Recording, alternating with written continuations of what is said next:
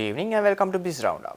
I am Tamiru Nimsat and we at our television bring you a collection of business highlights. Let's have a look at the headlines. Sri Lanka Tourism launches strong global campaign to boost arrivals next year. Sri Lanka tea exports decreases by over 6% in July. Energy Ministry facilitates project to enhance the liquefied natural gas capabilities. News in detail. Sri Lanka is gearing up to welcome 3 million tourists next year, a goal aligned with the Sri Lanka Tourism Promotion Bureau's ambitious plans to launch a comprehensive tourism promotion campaign. This campaign, set to begin in the second week of September, will focus on key source markets including the United Kingdom, France, Germany, China and India.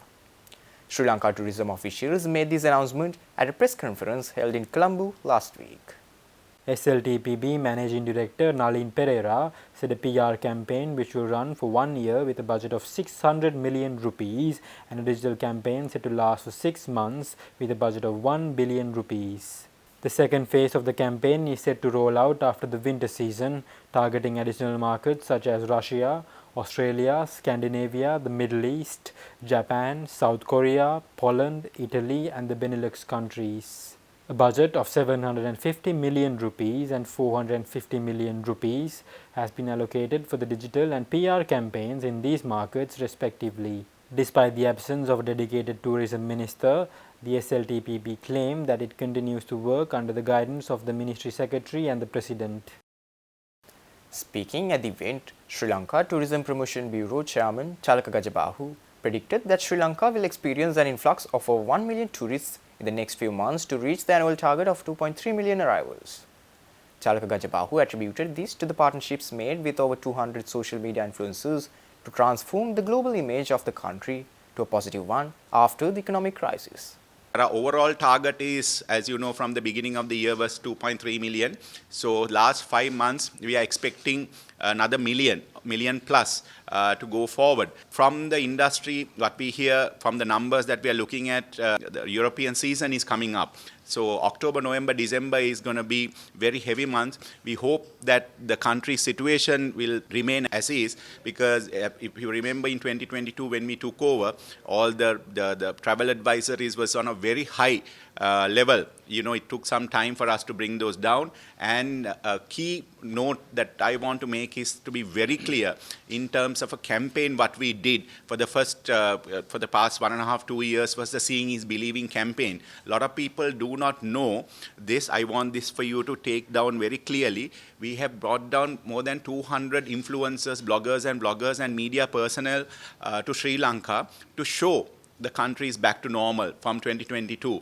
So that has actually worked in a very good way for the whole industry. And we did that with the private sector support as well. If you look at in all travel indexes, every single travel index in the world, we are in the top 5. Whether it's a Fortune, the Forbes, the Times of India, and a lot of other travel indexes, all those details are available. The Cabinet of Ministers in Sri Lanka has approved agreements to lease land within the Colombo port city for the development of key educational and healthcare facilities. Cabinet co-spokesperson and Minister Bandula Gunawarthana said this speaking at the post-cabinet meeting media briefing recently.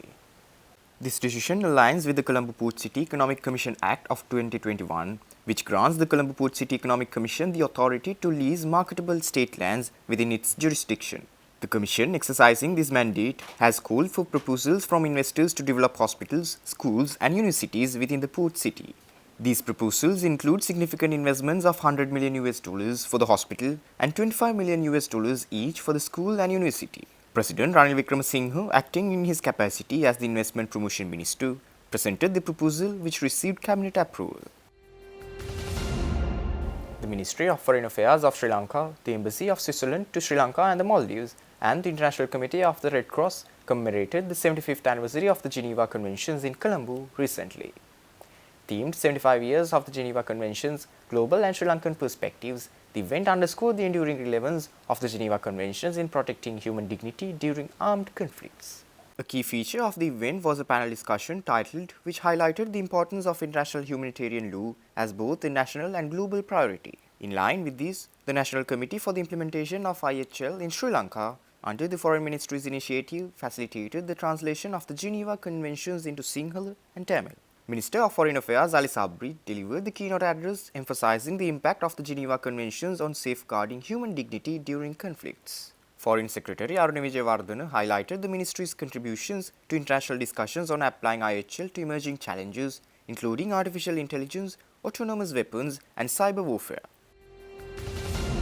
Stay tuned. We will return after this short commercial break.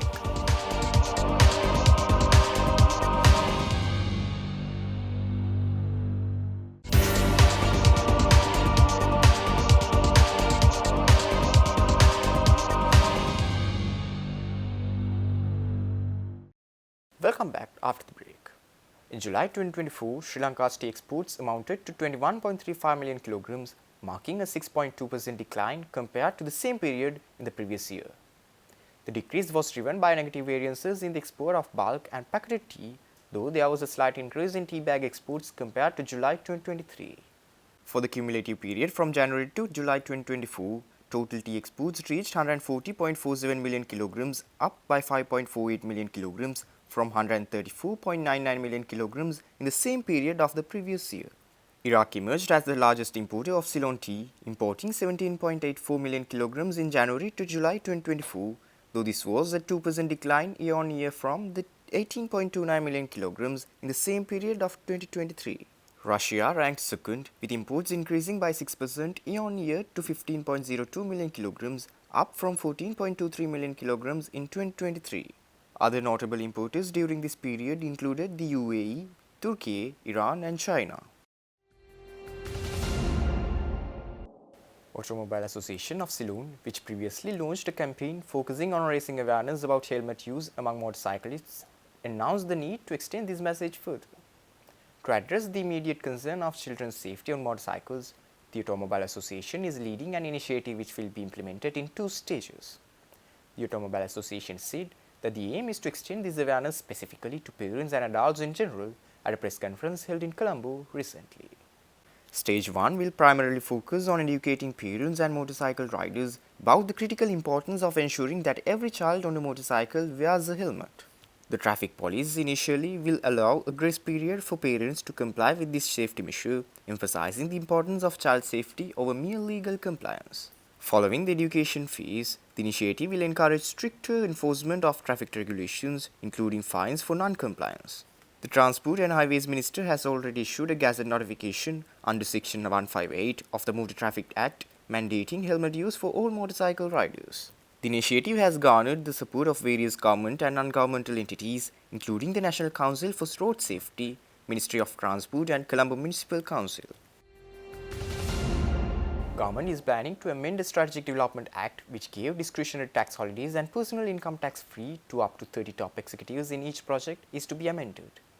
The STB Act has come under fire from the International Monetary Fund, in particular for long negotiated discretionary tax holidays given to projects, exposing the country to corruption vulnerabilities. Treasury Secretary Mahinda Siriwardena in a public lecture voiced that a comprehensive review of the costs and benefits of past tax incentives granted will be initiated to have more rigorous approach to the granting of new incentives to investors. He further said that the planned approach will have specific and transparent criteria and processes, and it will also include sunset clauses to limit the duration of incentives and include assessment of benefits and costs. He explained that the amendments to the Strategic Development Projects Act will most probably be submitted to the Parliament by February next year to introduce transparent, rules-based eligibility criteria. He asserted that the process will assist to increase the effectiveness of granted tax incentives and to limit the duration for which incentives can be granted. Stay tuned. We will return after this short commercial break.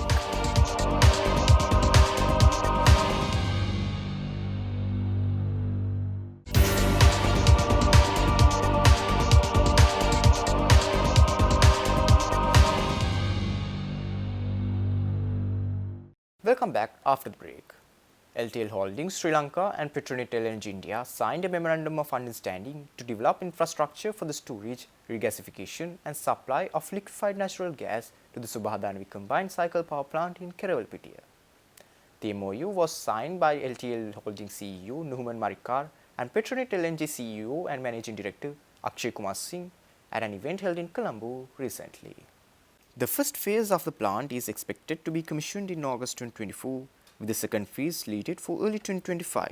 As an interim solution, LNG will be imported from Petronet's terminal in Kochi, India, using cryogenic ISO containers.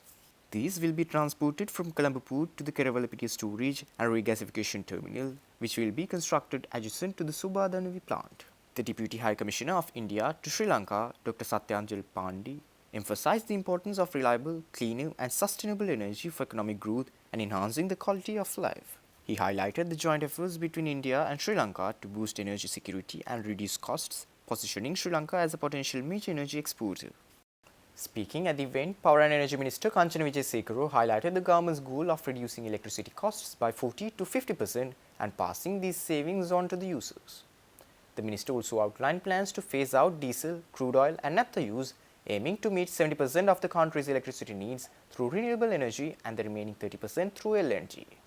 Now with this signing, we hope that the 18-month time frame is strictly adhered to and that we have the infrastructure and the supply ready at least by the beginning of 2026 so that our power plants are ready to generate power from LNG. That will significantly bring down the cost of energy.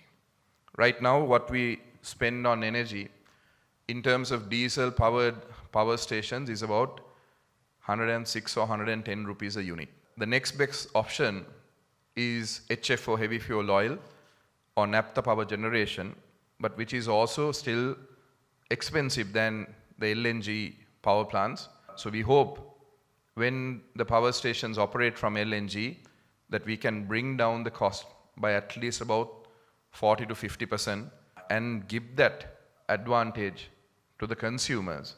It was not easy for CEB or the country to invest money, finance, or go into any sort of agreement for infrastructure development or to obtain LNG with the intervention of the government. That's why LTL Holdings was selected as a company operating the power plants to come up with an agreement with Petronet LNG, work as a business-to-business agreement, and the government to facilitate whatever requirements that you have. One of the known annual events in the construction industry in Sri Lanka, the World Construction Symposium by the Ceylon Institute of Builders, was held last weekend in Colombo for the 12th consecutive year. The Ceylon Institute of Builders is assisted by the Buildings Economics and Management Research Unit of the Department of Building Economics in the University of Moratuwa. The theme of the annual symposium by the CIOB this year was empowering construction industry towards sustainable development goals. More than 100 research papers have been submitted from top-ranked universities from all over the world, and the CIOB and the University of Moratuwa are of the view that these research papers will be entertained and used for the practical use to the benefit of the industry in future. CIOB President Dr. Rohan Karunaratne said that a roadmap for the industry's coming years will be handed over to the President and other relevant officials soon. Infrastructure development is first to go. Suddenly, the most of these projects and the payments have been stopped. It was a shock to all the contractors and the consultants at that time because they were handling large volume of work. Though they have stopped the projects, bank will not stop coming behind you and you go to pay your salaries, overheads, vehicle leasing and everything. This year we gather physically after a long pause to engage in a meaningful discussions and explore new opportunities for collaboration and growth. The last few years have been challenging for all of us. The COVID-19 pandemic, coupled with economic uncertainties, tested our industry's resilience and adaptability. With that, we wind up for today. For this and more, subscribe to our channel on YouTube and follow us on Facebook. See you tomorrow with State of Business at 7:45 p.m.